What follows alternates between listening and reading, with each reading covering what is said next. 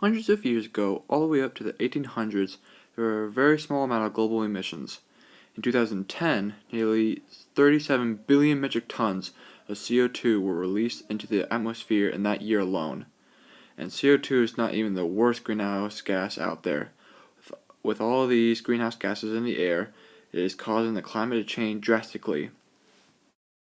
The polar ice caps are slowly melting, the oceans are rising, and more natural disasters are happening, all because of the changing climate. This has happened because we as humans have caused that. We have seen what it is doing to the world and society. Some people want to deny that the world is changing, but denying climate change is like denying gravity. So we cannot deny that the climate is changing. People have wanted to do something about this, and will hopefully change this, but their voices have never been heard. Until now.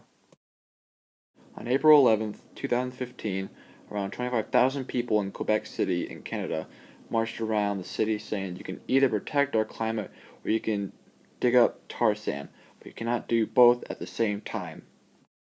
Tar sand is regular sand mixed with clay, water, and bitumen.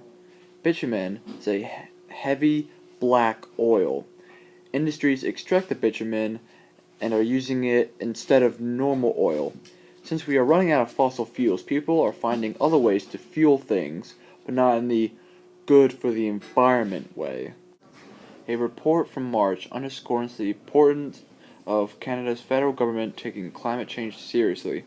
The report, which was published by 70 Canadian academics, found that Canada could get 100% of its electricity from low-carbon sources like wind, solar, and hydropower by 2035 and reduce its greenhouse gas emissions by 80% by 2050.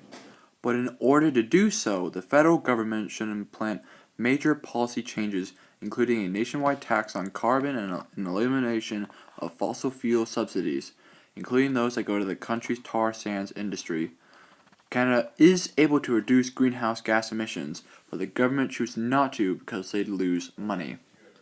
Record-breaking heat waves, long-term droughts, and 100-year floods in consecutive years, and increasingly extreme superstorms are becoming the new normal. The planet is now facing an unpredicted era